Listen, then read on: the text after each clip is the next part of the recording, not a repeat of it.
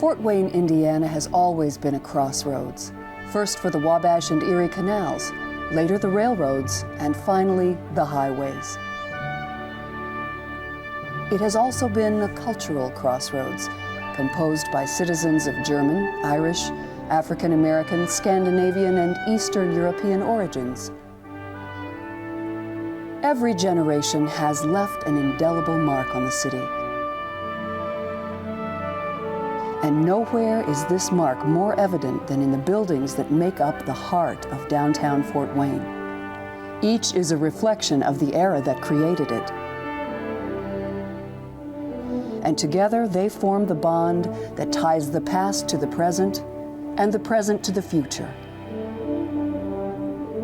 These buildings are not only bricks and mortar, but signposts that tell us where we came from, talisman that contain the stories of Fort Wayne's rich history. They are not merely destinations, but landmarks.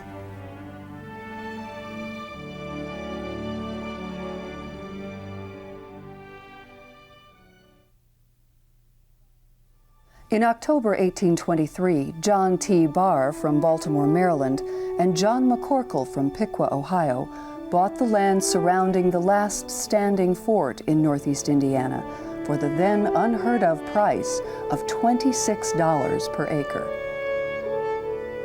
These two land speculators were hoping that the area would be developed into a new settlement. The plot of land they purchased is now the downtown area of Fort Wayne. Over the years, as the population grew and the city expanded, architects and builders created an increasing number of buildings designed to meet the changing needs of the city. Due to the breadth and diversity of Fort Wayne's residents, its buildings represent a multitude of visions and styles. However, each one contributes to the overall character of the city and serves as a cornerstone of life for residents and a reminder of home for returning visitors. The old City Hall, located on East Berry Street, was built in 1893 by the design firm of Wing and Mahurin. This glorious building is currently home to the Allen County Fort Wayne Historical Society and the Old City Hall Historical Museum. The Old City Hall building, the city building, as the name proudly is proclaimed on the side of it, is one of my favorite buildings in town.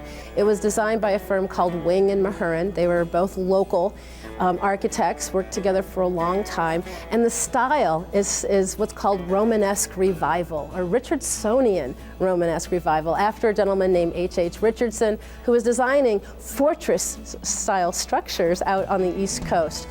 He died in the late 1880s, and so a number of architects, sort of in honor of him, continued to design buildings like the ones he was designing. So you get things like large, rounded arch entryways and doors. They look like castles. And so the Old City Hall building has this feel of a medieval castle, you know, with these heavy, round, rusticated stones on the ground level, and the Romanesque columns and the fancy carved capitals over the doorway. So it not only looks castellated, but it also looks elegant, because that lovely round arch that just sort of swings over the modern doorway. It's one of the places in the city where you can stand and feel like you're transported back to the late 1800s. And it really feels like you can be back there. And it's part of it's the fact that the building is right up on the sidewalk. It's not set in a park-like setting. It's a working building. It's a working man's city hall in a working man's city. In the early 1890s, there was a financial recession, and it was Mayor Zollinger wanted to create some local employment with public works. And so the city embarked on this project of building a new city hall and a new set of ward firehouses that were all over town. And Wing & Mahurin, the most prominent local architectural firm, was hired to design all these buildings. And City Hall's site had been the city market since the 1840s or 1850s. And there was a City Hall building on that site. We don't know a great deal about the appearance of it. It seems to have been sort of a cubic Italianate building that stood up at the head of the city market. And when you think about the city building, we tend not to be able to put all of our administration in one place anymore. You know, we've got our traffic controllers in one place, or our street crew is somewhere else. But back at the time that that building was built, all of city government happened from that building. So you've got the jail in the basement. There was a courtroom upstairs. The mayor's office was, you know, over in a corner. And that building functioned for all of those different things. City life was phenomenal around the City Hall, because behind it you had the Bar Street Market, which by 1910 was, you know, a beautiful concrete structure, again built by Wing & Mahurin, lots of decoration, barrel tile roof, and that really did become the center of the city. If you wanted to buy fresh produce, you wanted to buy meat, it really was a supermarket of its day. You came, you drove up your buggy right to it, you got out, you shopped, you left, you saw people you knew. It really was, again, one of those social things that pulls the city together. City Hall itself, you know, you had the utility companies in there and everything else, all the city business you had to do. Traffic court in later days would be up there. And you know, if you got locked up, you're downstairs. So it really was the center of the city. There's no doubt about that. Bar Street Market was a regular. Every week, my mother would go with her market basket and her daughter. And you got to know all the people at the various stalls, and they knew to save you the red raspberries or the special eggs. Wednesdays, Fridays, and Saturdays, as I remember, we used to go. And then there'd be a chance to get something cold to drink somewhere along the line, and you just kind of made an outing of it. But it was a big deal. My mother would go home with that basket laden with goodies. The family would go to market whatever day it was held on. And my grandfather had been in the same business my dad was in. And he dealt in farms, however, no commercial or industrial real estate. And so as a result, he knew most of the farmers, and they knew him. And he'd kid with them and ask them to save their choicest melons for him, tomatoes or whatever he was there for. And they happily would set aside what they thought he'd like. And it was a sort of a social function. With the outside of the building recently restored and thoroughly cleaned, the old City Hall stands ready to serve for generations to come.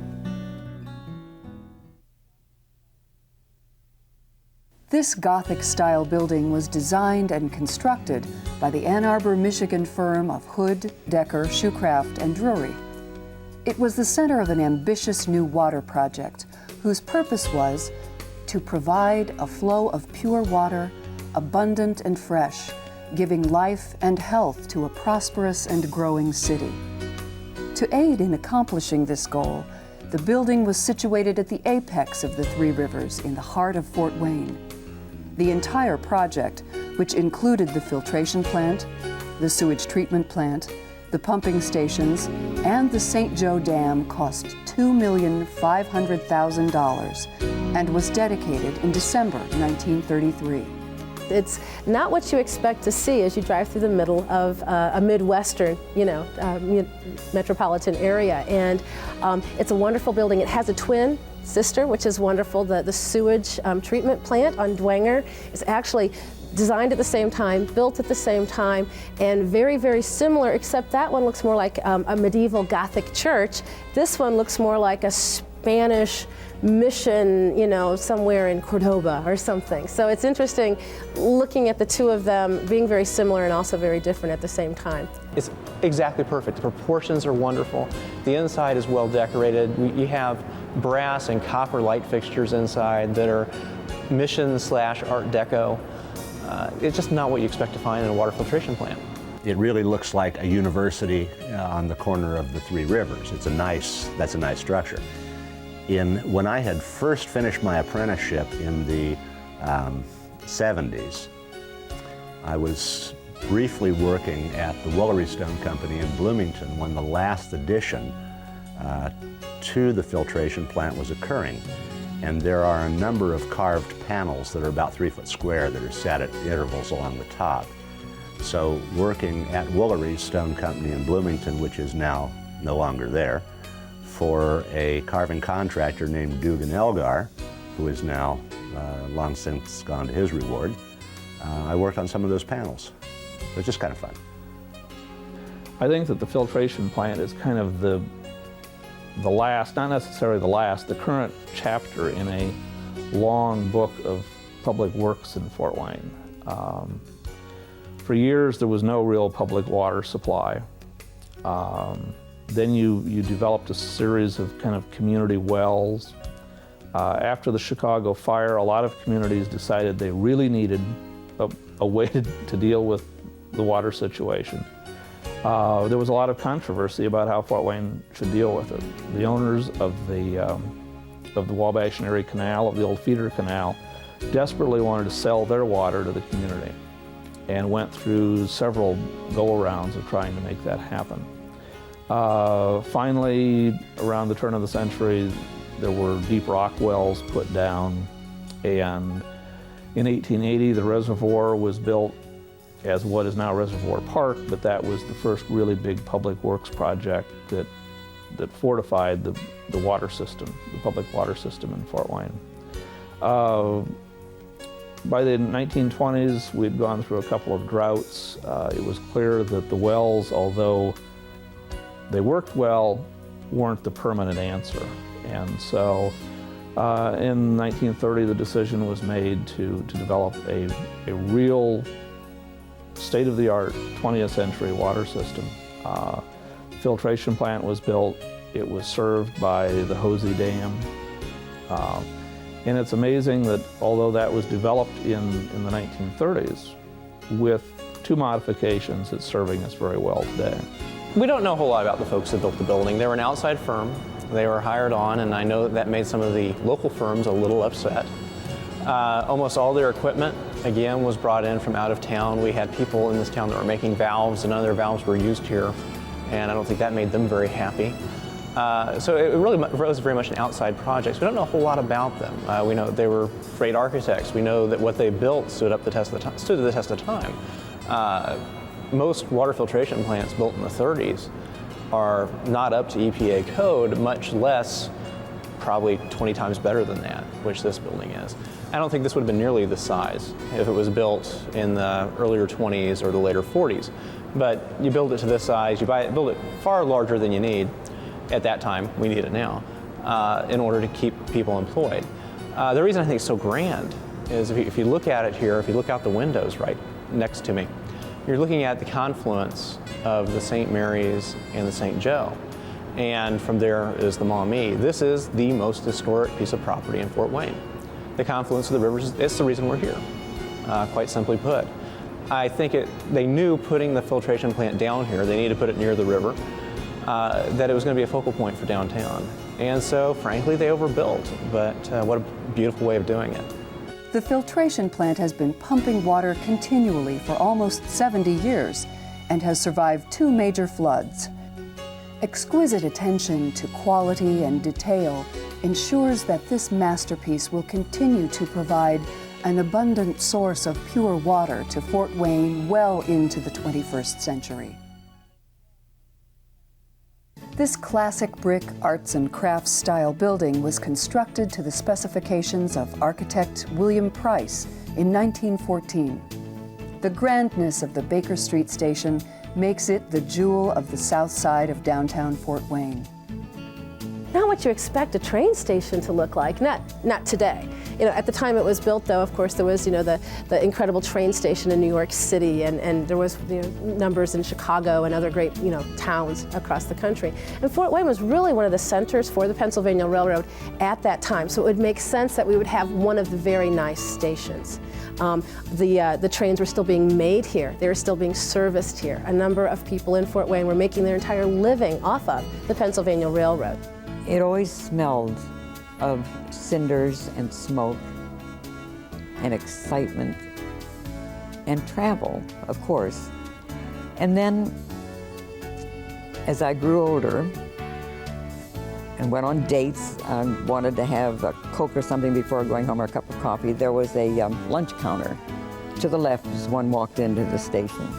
And that was one of the few places open at night where you could go have a cup of coffee. And that's the Baker Street station. Full of memories. You'd walk in, about halfway back there was kind of a bulletin board that would tell us train 426 to Washington was 30 minutes late. I don't ever remember any of them coming in ahead of time. And the train to Pittsburgh, 25 minutes late. So that's how we knew it. The ticket window's over on the right. Walk back through that long corridor and up the hill and up the steps. And it was a tremendous hub during World War II. So many soldiers left and came home on the trains, and they had as many as 3,000 soldiers a day go through this railroad station.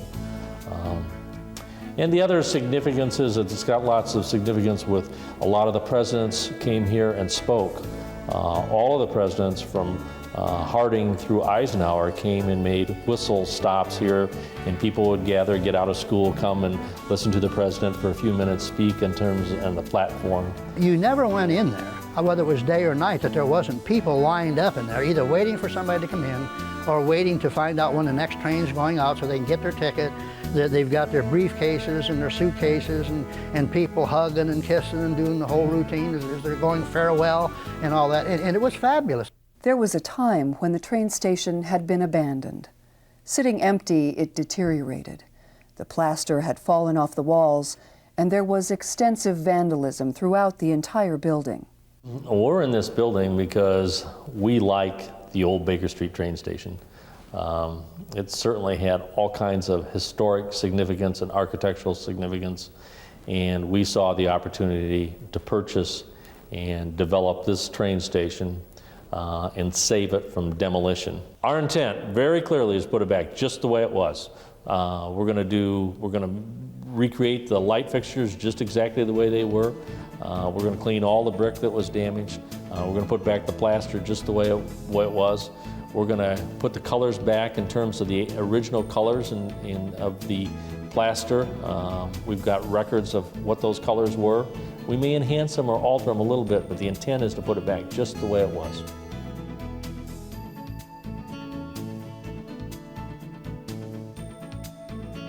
It's an interesting building just because it's only the most visible part of an incredible construction project that Pennsy did of building its track elevation clear across the south side of downtown Fort Wayne. This was a project that entailed buying up tens of, if not hundreds, of houses that had been built in this area in the late 19th century in order to take them down and replace them with this huge track elevation, which at the time must have been just an incredible project, just in terms of the sheer amount of earth that had to be brought in and placed there to raise the tracks 16 feet above grade. It's hard for us nowadays to realize that depots really were, in their time, the gateway to the city, because the only way that you traveled any great distance from place to place was on the railroad. And so the railroad station was very much the front door of the city. And this is why building fancy depots was something that the local Chamber of Commerce attached so much importance to, because it really was the first impression people had of a city, to see this major concourse space. Even if you didn't see anything else of a town, as you passed through, you saw the depot and the immediate area around it. In the case of the Pennsy station, the railroad saw to it that the grounds were nicely landscaped. There was an open area to the east of it that was developed just as a park. But a special recollection for me is my mom brought me down here to see Santa Claus when I was a little boy. And I can remember holding her hand and being petrified of this big station. And I don't ever remember seeing Santa Claus because there were so many people there. But I remember the excitement, and I remember how big this place appeared. And today it doesn't seem that big. Still looking for Santa Claus. I still love to come in this building. Saved from demolition and scheduled for a concourse rehabilitation, the building will soon be taken back to the grandeur that was imagined in the eyes of the designers over 80 years ago. With its classic design, strong foundation, and functional style, the Baker Street station has survived the test of time. The Embassy Theater, an exquisite Spanish eclectic-style movie palace, was built in 1928 by John Eberson and A.M. Strauss. It belongs to the great tradition of the grand movie theaters of the 20s, with a terracotta finish and a detailed exterior. It is even more spectacular on the inside. With its decorative plaster, inlaid terrazzo tile, vast folds of fabric, and intricately painted ceilings, it contains all the elements necessary to transport theatergoers away from the real world for a few hours of entertainment. The Emboid is where I saw Gone with the Wind. That was also a gala affair. But what I remember most is that my brother was an usher there. He was in the first group of ushers. They wore uniforms, got to see all the movies. Well, most of them were without sound because they didn't have sound pictures. And they put an organ in order to entertain. So the organ, there would be a sheet music come in and tell them what pieces to use for such parts so that they would cover the sound effect of that particular program. The guy that designed the Embassy, or the Emboid originally, his name was John Eberson. He was a Vienna-born architect, came to the U.S., and there's only about 3 Eberson theaters left in the U.S. that haven't been torn down. Now, most of these old movie palaces have been torn down. His weren't like the other big movie palaces, like the Roxy or Radio City, where everything was overdone and hanging. He had real taste. They call it the paradise atmosphere, and the Embassy reflects that. No, there aren't other theaters like that. This was one of the top theaters ever built in the United States. His name was Eberson. He came into town and designed that whole theater. There were local architects that helped build the rest of the building because there was a hotel, the old Indiana Hotel. It's still there, of course, all the outside of the building. During the 20s, it was common to build a hotel in association with a theater. The Indiana Hotel was built in conjunction with the Emboid. Designed in the same style and size, it served as a hotel throughout the heyday of downtown Fort Wayne. At present, the hotel rooms are no longer occupied, but the lobby has been restored and is being used for private functions. It was built to serve primarily the salesmen who would come to Fort Wayne to sell their wares to the department stores and the downtown retail shops, of which there were many, many. And the salesmen would set up their display cases in one of the rooms on each floor. That was a display room, and then the buyers from those businesses would come over, look at the samples, and buy. So those salesmen were not seeking expensive quarters, and the more expensive rooms, I think, people that were seeking those went to the Keenan Hotel or perhaps the Anthony. The manager of Hotel Indiana and the manager of the Keenan Hotel just down the street had a friendly rivalry. And so, night would come on, they could see each hotel from the other side. And the manager of the Hotel Indiana would give the order that if they didn't have full occupancy, about 9:30 or so, someone would go around and turn on all the lights in all the rooms. So it'd make the manager at the Keenan think that they were totally booked out and the Keenan was sitting there about 30, 40, 50% occupancy. And that went on for a period of years, apparently. Keenan caught on and started doing the same thing. So you could drive through downtown Fort Wayne at 2 in the morning and have these 2 well-lit hotels sitting there with very few people in the rooms on certain times. Of course, they were also very full at different times of the year, but they wanted to make sure that people believed that they were packed, and it was a manager thing between Keenan and the Hotel Indiana. But when the Embassy was constructed, again, they really wanted to make it the biggest, the best, the grandest.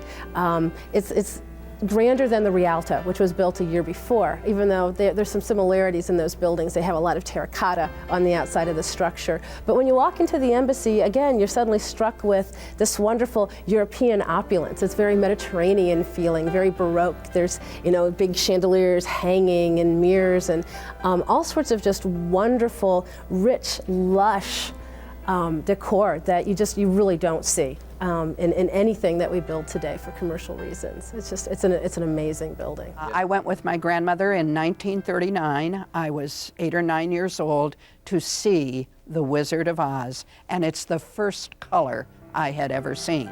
Now, I'd been trotting off to the Wells Street Theater for a long time on Saturday afternoon to eat my milk duds and look around, but I had never, ever seen color. And I can remember seeing Judy Garland in that color and the Munchkins. I was amazed, amazed. We went to the embassy, or the Emboyd, as a very special treat, of course. I remember seeing Captains Courageous and some of those kinds of things. My grandmother was my person who took me about.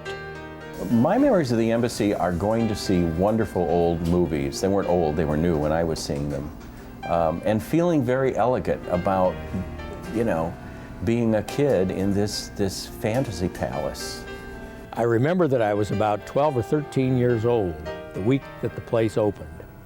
And my parents brought me here, and I think we had to sit way in the back because the place was so crowded. And I remember the orchestra pit and the organ, of course, were down in their lowered position, which is about another story below the level that we're standing on. So I didn't see anything, but I heard the music begin, and they came out of the floor rising slowly, and I nearly fainted. I thought, my goodness, I've never seen anything like that. They were on elevators, which they still are. And it's a memory that I'll never forget. And they had a symphony piece of music to open with. Then the organ was featured. And then they had a preview of the coming attractions and a vaudeville show and all that business, I think for about 75 cents. And that's what I remember first. There were also stage shows there. Olson and Johnson tried out Hell's a Poppin' in Fort Wayne. And I remember how hilarious it was. They had a little green plant on the side of the stage, and the next scene they got a little bit bigger. And then the next scene it was bigger, and by the time the show ended, that was a huge green plant. Things like that were great fun.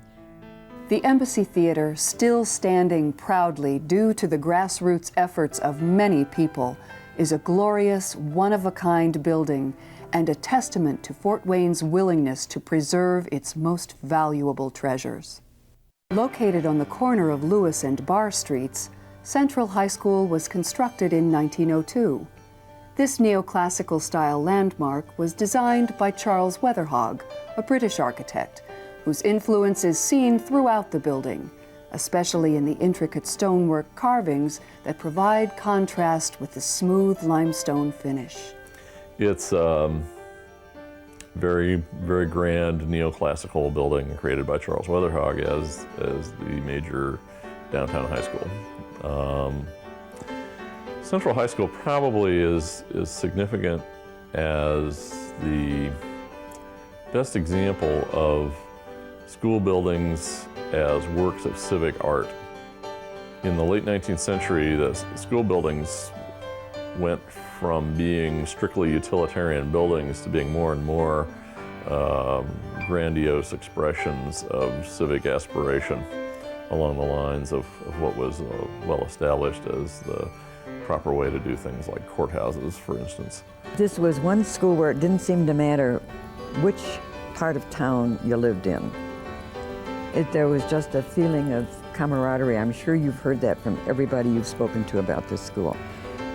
Bobby Dessauer, whose father was one of the starters of Wolf and Dessauer, and was a very good friend, didn't seem to notice any difference between the kids that she grew up with there or the kids who walked in from the East End. I mean, everybody was a friend. Your best friend's father could be a railroader, or it could Your mother could be a maid in somebody's house. It didn't matter. It really didn't seem to matter. This building really taught me to be the kind of person who has a strong volunteer spirit. I spend most of my retired life volunteering one way or another in this city. And I think that spirit was engendered by the people that were here, by the kinds of families I worked for and with at that particular time. I think this building probably made me the kind of citizen I have been.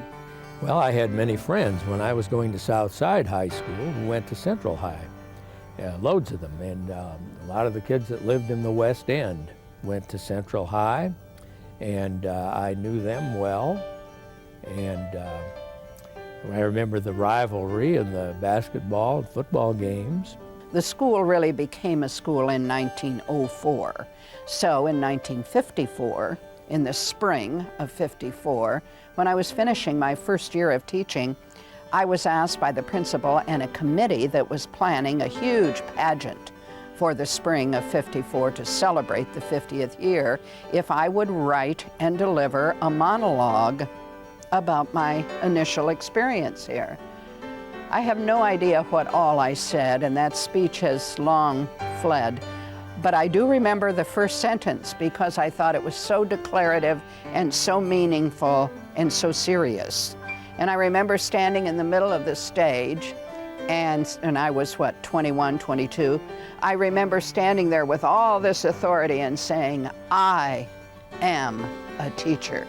And up in the balcony where the freshmen and sophomores were, and my homeroom was in that particular spot, I remember lots of cat calls and oh yeah, and ho ho ho.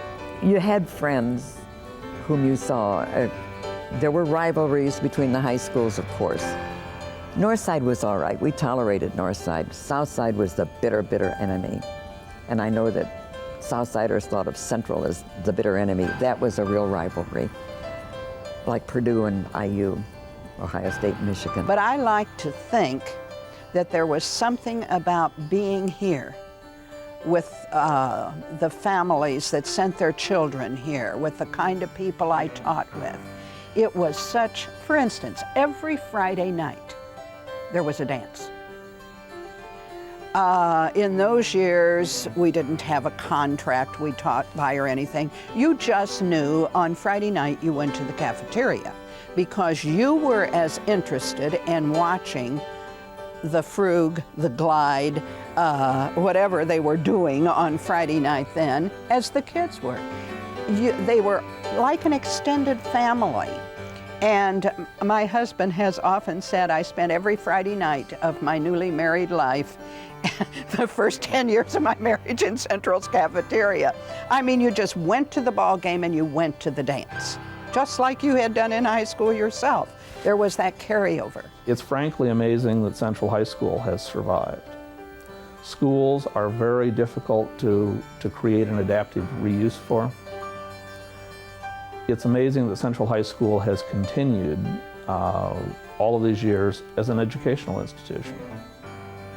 If there had not been an educational use for that building, it probably would have gone the route of many of the other buildings downtown, many of the other schools. It's pretty difficult to reuse those buildings. For years, Central High School served the educational needs of Fort Wayne. It has also provided countless residents fond memories of their high school days. Its current use as a career center ensures that this structure will continue to better students for generations to come. The Electron Building is a shining example of the Beaux-Arts style of architecture. It was built in 1895 by Wing and Mahurin, the city's leading design firm of that time. This building, currently the home of the Barrett and McNagny law firm, was completely revamped during the 1980s and has one of Fort Wayne's most interesting facades. Part of the allure of the building was that our law firm, Barrett and McNagny, was founded in 1876, which makes it the oldest original law firm, I believe, in the state. but certainly in Fort Wayne. And having the oldest law firm in one of the oldest, if not the oldest, office building was kind of a neat idea. You know, it was here waiting for us to come and rescue it. It's kind of surprising that it's still there. It's kind of alone in the block. It's the last one of its generation there. So it certainly points to the affluence that Fort Wayne had at one point in its history, and the importance that people gave to commercial kinds of structure. The McDonald and Taylor Fireproof Building. Okay, this is how it's written up in the promotional brochure of Wing and Mahura and the local architects who designed it that they published in 1886. It was one of the largest commercial buildings they ever got to do in downtown Fort Wayne, about the only one surviving. And it was the brainchild of Ronald T. McDonald. He was on the cutting edge of technology. He was a founder of Genny Electric, which went on to become General Electric. He was fascinated with the new technology of electricity. He was fascinated with new construction techniques, and he built a building that really embodied all of those things. I don't know that it was the first fireproof building in Fort Wayne, but it certainly was a fireproof building, and it was a building that he advertised and built on the fact that it was fireproof. The story has always been that it was the first building wired for electricity during construction. That may or may not be true, but it certainly was one of the early buildings that was developed around the new technology of electricity. It's a building that's been resilient. The trim, the finish was very elegant. It really, I believe, I'm not an architect, but I believe it was the first all steel framed cast iron column building that was built downtown. The quality of the steelwork when we stripped everything out before we reconstructed, the steel looked just like the day it was put in. It was still beautifully painted. It was just a wonderfully built building. It's the best surviving expression of Wing and Mahura working in the neoclassical style. It's got a facade that's organized as a gigantic order of columns. Lots of just abundant decorative detail, lots of festoons of wreath work and things like this. Mr. McDonald, in terms of being able to show off the ability to use electricity and everything else, made this large commercial building and very proudly proclaimed it the Electron Building, which it's fun when you look at it today. It's like, here we are, turn of the century, talking about electrons. When you walked out the front door of that building in 1900, you would have seen the federal courthouse across the street. You would have looked to your left and you would have seen the City Hall. You would have seen the Majestic Theater. If you looked straight ahead over the federal courthouse, you would have seen 2 or 3 churches. And to your right would have been a whole row of 2- and 3-story commercial buildings. All of those are gone today. And the Electron Building was a building designed to not only fit into that kind of context, but also to stand out from it. The original drawings of this building were found stored in an old office upstairs when it was renovated in the mid-1980s. And turns out that the building has been the temporary home of a number of things. When the county courthouse was being built between 1895 and 1902, the McDonald and Taylor building was the temporary courthouse. Among the drawings Wing and Mahura did for this was a series of plans showing how the various upstairs spaces would be adapted for the offices of the major public officials, major county offices, and the courtrooms, for instance. And then still later, when the Carnegie Library was being built, where the main library is located still, there had been an earlier library building on that site. So in order for the library to vacate the site, they moved into the McDonald and Taylor building. And that's where the public library was for a couple years until about 1909 when the Carnegie Library was completed. So it's a building that has always found a contemporary use.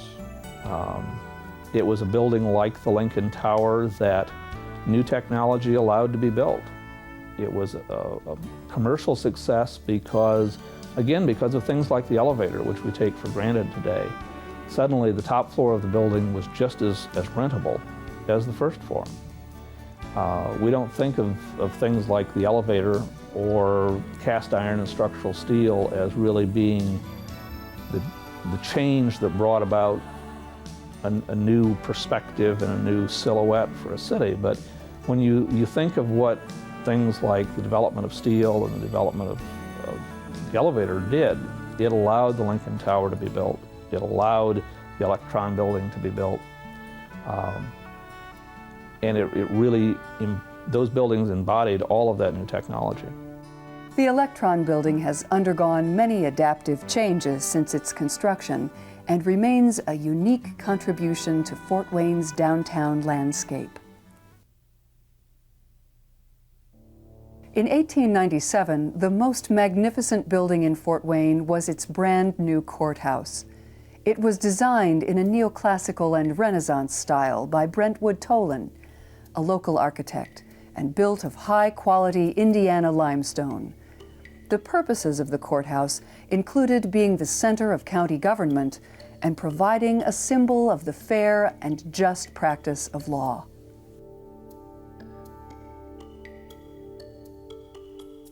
Well, actually, Brentwood Tolan, he actually was an architect with his father. It was actually Tolan and Son. This particular building, the courthouse, was built or designed strictly by Brentwood. It was kind of his project. So this is basically a young man, grew up in Fort Wayne. The only formal training that he had was working for his father, designing other typical Midwestern buildings. So it was quite amazing with the design that he came up with. And when this building came about, there was actually a contest, and architects submitted their drawings, pretty much play like they do today, you know, with bids or something.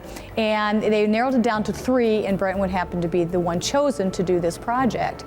And when he was chosen, it was later in his career, and he did want this to be the height of his career. It was kind of his project.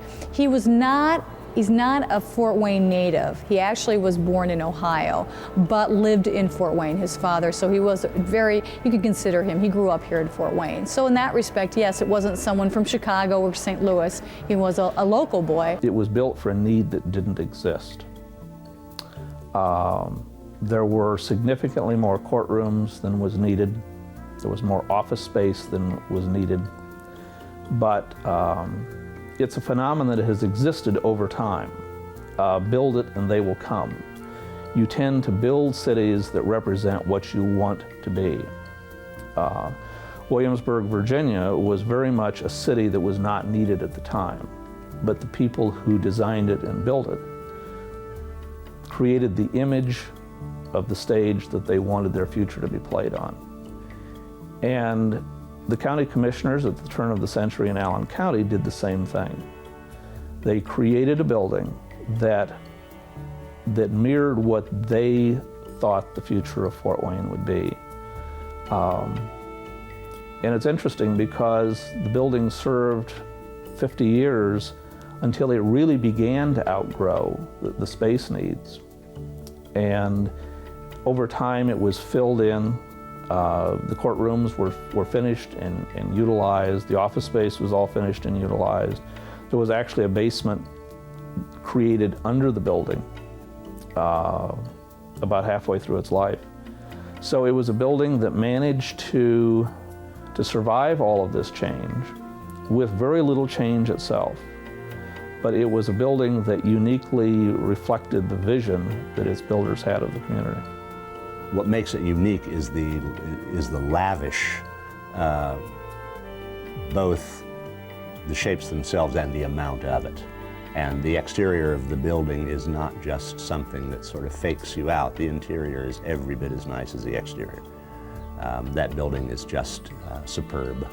So it's the kind of thing that words from me aren't going to do as much as somebody going down there and just walking around it and through it. What do you see when you come into the building? What I see, of course, is this incredible piece of architect that is so incredibly designed and decorative. You go, wow. And this is in the Midwest. This might be something I might see out east because the buildings are older.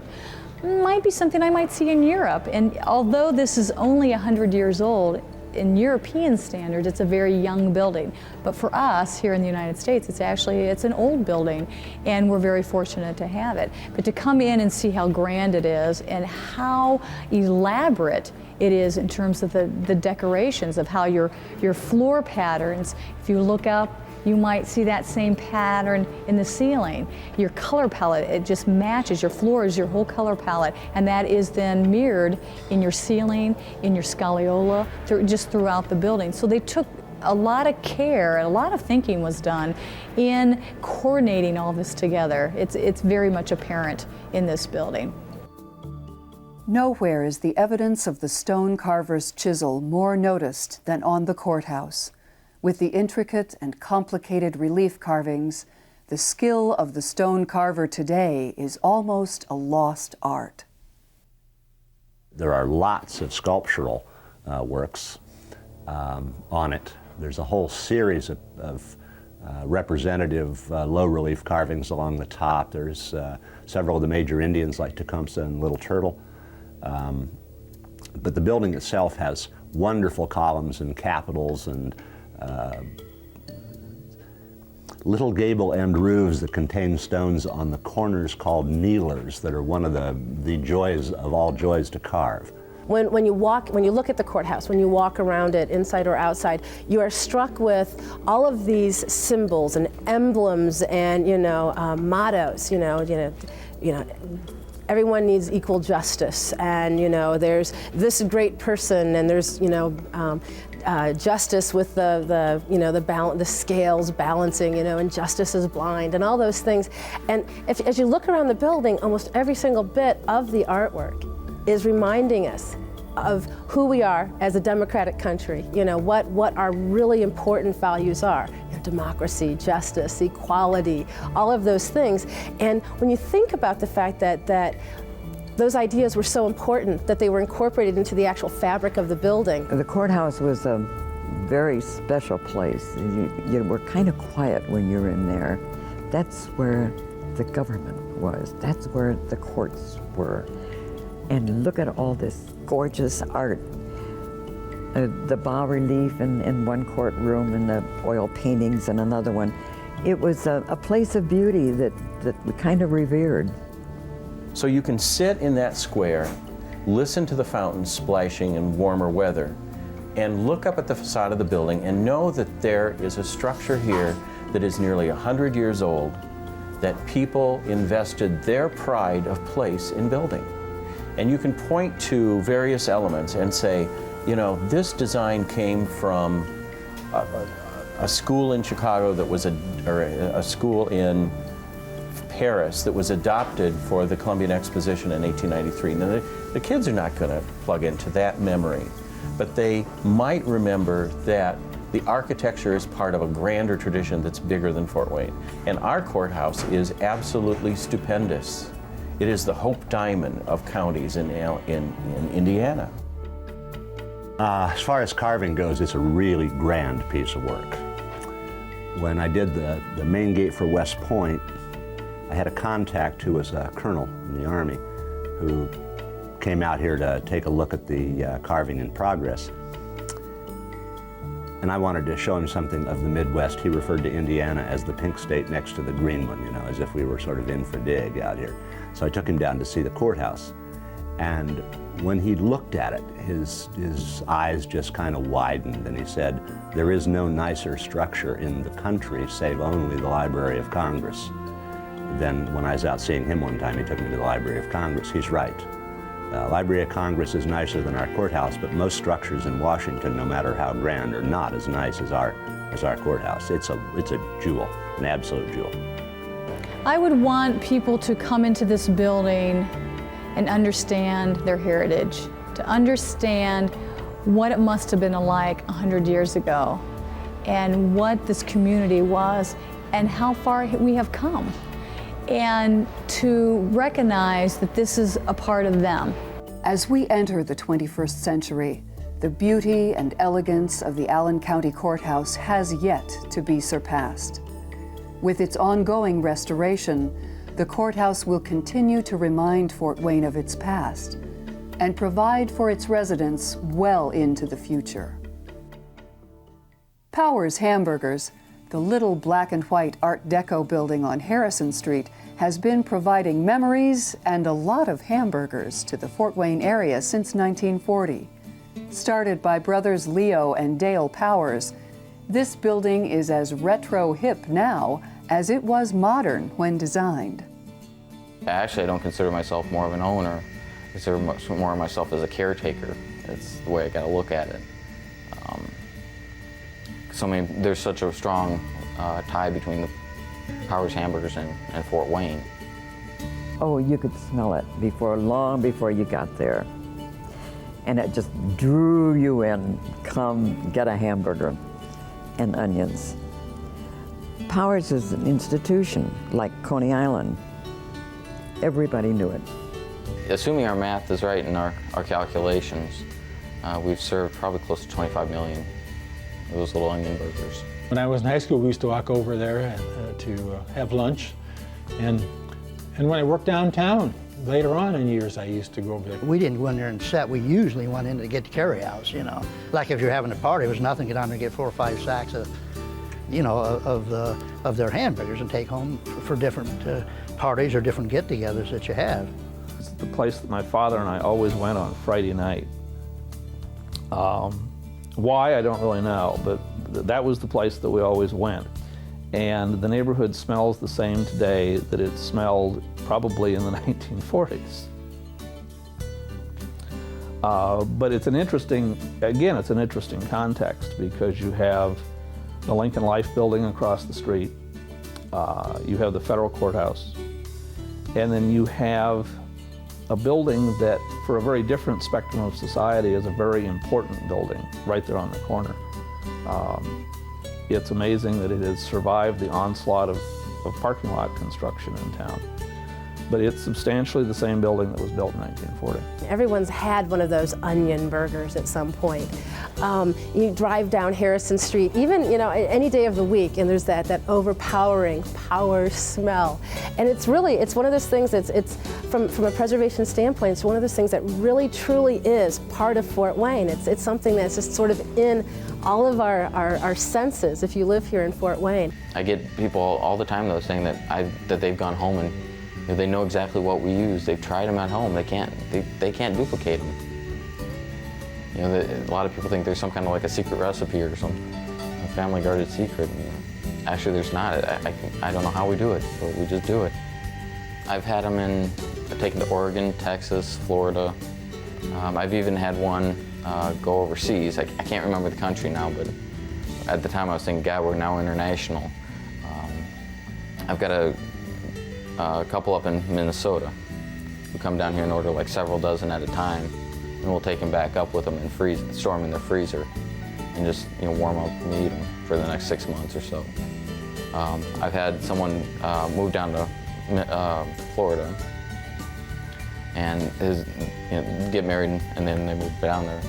Dad would just call them up, hey, anything we can get for you? You need anything? They're like, yeah, we want some Powers hamburgers. So they came down here, got a couple dozen, and shipped them.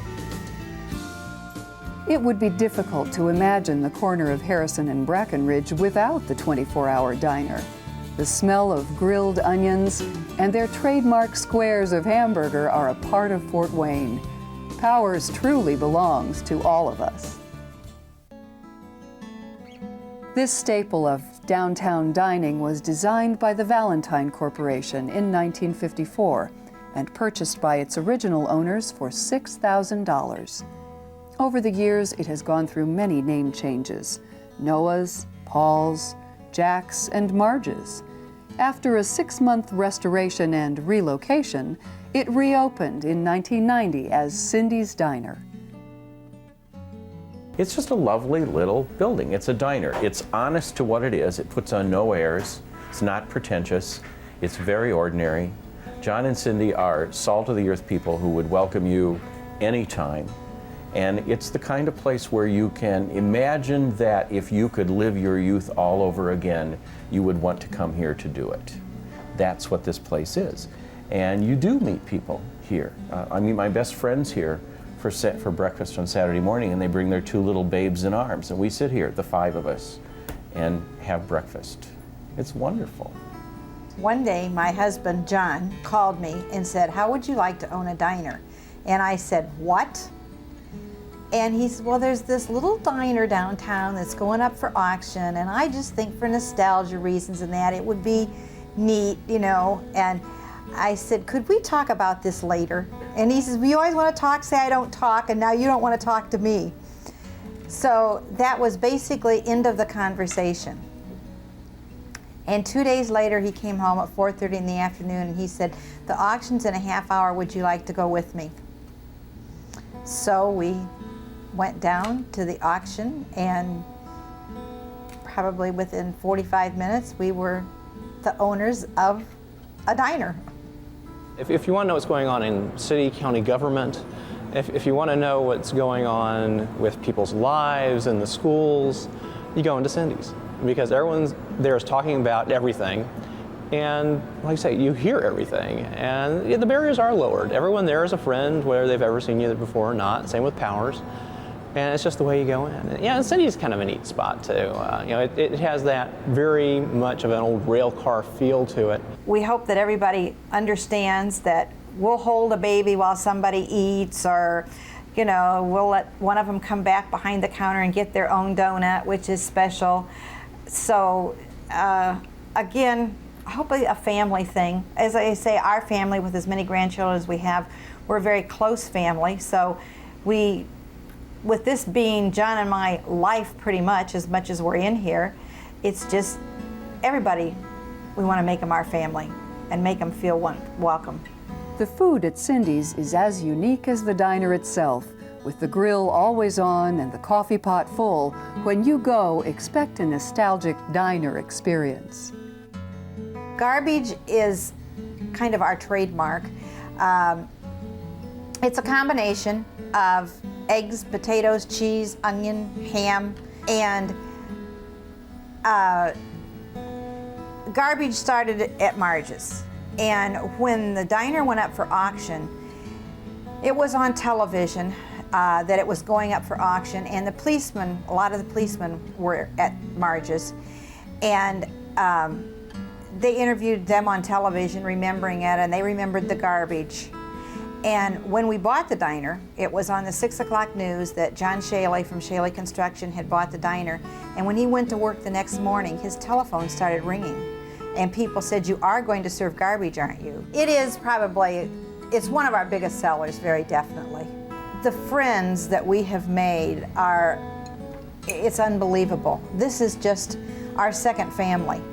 And we have made very, very close friends from here. We have our adopted grandchildren from in here.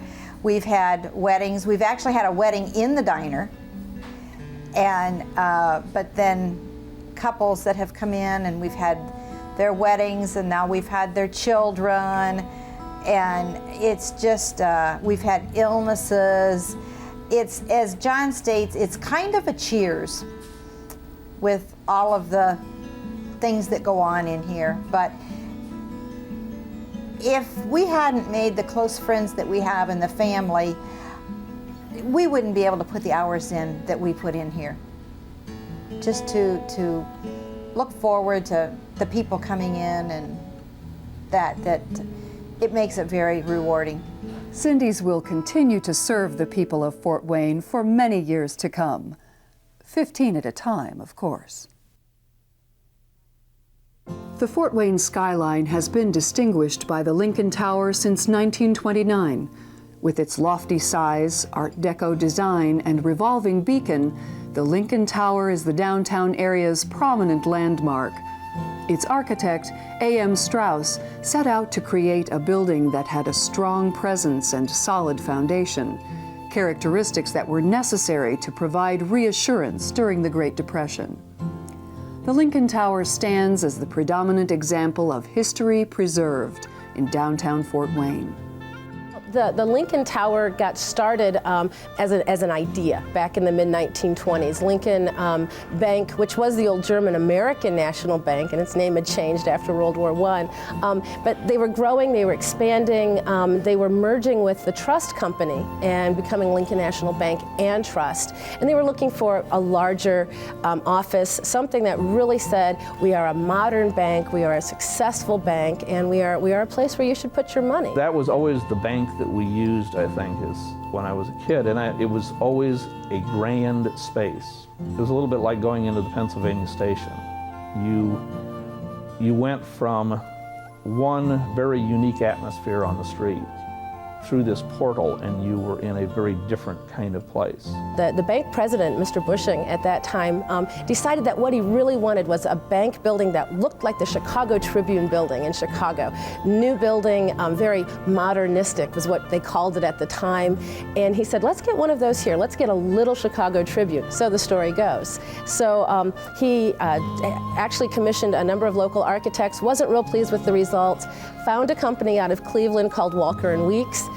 They submitted a plan in conjunction with a local architect, Alvin M. Strauss. Everything that he did, all his work that he did, was outstanding. It was different, it was unusual, it was something that hadn't been done. He used his own ideas. He was only about, I'd say maybe 5'6", wore a mustache, a very heavy mustache, and very alert, very intelligent, and certainly a fine architect. And he surrounded himself with some wonderful engineers, architectural engineers, and they could design any kind of a building and attain that kind of a reputation in this part of the country. So the construction, was contracted, they were going to get underway, and then the stock market crashed. And, what do you do at that point? And I think to our benefit, Mr. Bushing said, well, we obviously still need to proceed. We still need a bigger bank building. We must show people that we have optimism about, our ability to stay afloat. And even as the Depression became scarier and scarier, the construction continued. So by 1930, when the building opened, there had already been a few bank failures in town. And suddenly here was this new bank opening up that in this large building, the largest one in the state of Indiana. And it gave a measure of confidence that I think helped to allow it to ride through the Depression. I think there were 8 or 11 banks, something like that, at the beginning of the Depression. By 1935, there were 3 left. So, and Lincoln was one of them. So the building helped to boost morale. It helped to boost morale for the whole community. We've got the tallest building in the state. It's a modern building. We're going to continue to move forward. We're going to continue to progress because that's what we do in Fort Wayne. The marketing materials from the dedication tell us how many tons of electrical wires were used. The fact that there was hot and cold running water in each room, and all sorts of things that at that time made it a very modern building. And in fact, basically gave us a building that is still very usable today. And I think one of the things that you have to look at when you're looking at continuing to use older structures is, do they have the things that we still need for today's needs? And I think because it was such a modern marvel at the time of its construction, those things were put in place that make it very usable today. It was created with the idea that buildings ought to have, about their decoration, a thematic program. And so you find on the facade of the building there are some bas-relief panels that depict the life of Lincoln, for instance, on the spandrels. But then you go inside and there's this wonderful brass screen that separates the lobby from the main banking room. And then the main banking room itself has got a decorative program where you've got murals that depict the idea of the sun as the source of all life, which is, I suppose, sort of an allegorical reference to commerce in a way. But it's just a great example of a building where Everything has been carefully worked out as part of a single decorative scheme, from the overall form of the building down to the smallest detail about the decorative finish of it. Everything is of a piece. And if you stop to think, the year that they put that up, which is when, you know, the year I was born in, I mean, they didn't have the equipment to do what they did today. You know, I mean, they got cranes today that go to the top of the building. You know, they didn't have all that stuff then. Most of it, I was reading some of the articles where some of the, or most of the mortar was brought up by wheelbarrow, you know, up ramps that they made. I guess what I marvel at is the workmanship coming from a construction family. And when you go downstairs, you know, this building was built in 1 year's time. But as one friend of mine who happens to be a contractor in town and had a lot to do with building this building said, but you got to remember, when this building was built, 5 people were standing downstairs waiting to take one person's job upstairs because of the Depression. Being in the construction business, I can certainly admire what they did when they built this building, because you could not build this building in a year today. You could not find craftsmen and people or companies who could build all of the intricate parts that it takes to put a building like this together in a year's time today. The building is very interesting from the fact that they realized it had a personal effect on people coming into it. They could have a strong appreciation for the art, for the style, for the Art Deco that you found throughout, even in the banisters and railings. Again, unbelievable work. But the designers also built the observation deck up top, so people could go up and get a view of everything. I mean, from that observation deck, you can see up past the Coliseum, well into North Fort Wayne. Or you can turn around and look down South Fort Wayne, and you can pretty much see down to Southtown Mall on a clear day. And east and west, New Haven looking east. West, you can see pretty much down to the interstate. Unbelievable view.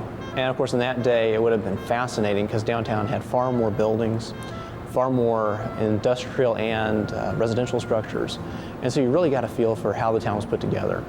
Perfectly beautiful bank. It was the pride. We were all so excited about it. During the war, my brother and sister-in-law were wardens who went up in the tower once a week with their sketches of enemy planes and their binoculars, and they watched the skies to be sure that we were not going to be bombarded by some enemy plane that had gotten as far as Fort Wayne, Indiana. But they felt very important and very patriotic. It's stuck up above every other building in the city, so it was really kind of the center of attraction for downtown. You certainly could not miss it.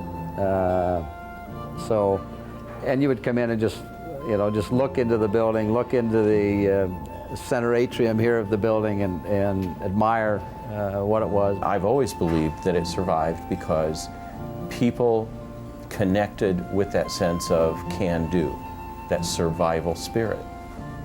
And there's something elevating about that building, that wonderful tower that leaps out of the street into the sky. It was the tallest building in Indiana for a very long time, with its light at the top that they've relighted and send around now. It's a beacon for Fort Wayne. And when people can own that kind of memory, then the building will be preserved. It is impossible to imagine downtown Fort Wayne without this building's grand detail, matching colors, intricate metalwork, and carved limestone. In recent years, the Lincoln Tower sat mostly empty and seemed on the verge of being declared useless. But due to a new owner, John Tipman, and a new major tenant, Tower Bank, it is contributing to a renewed spirit to keep the downtown area alive and vibrant. Fort Wayne has always been a city that strives to hold on to its past. Its commitment to this ideal can be demonstrated by the number of grand old buildings that it has managed to preserve and restore. These buildings do more than represent the visions of their designers and craftsmen. They hold the keys to our past and remind us of where we came from. As we look forward to meeting the needs and challenges of the coming decades, It is important to remember that many of our historic buildings stand ready and waiting to serve us well into the future. If we continue to refurbish and revitalize our landmarks, they will continue to provide for our current needs and remain as vital monuments to aid us in remembering Fort Wayne.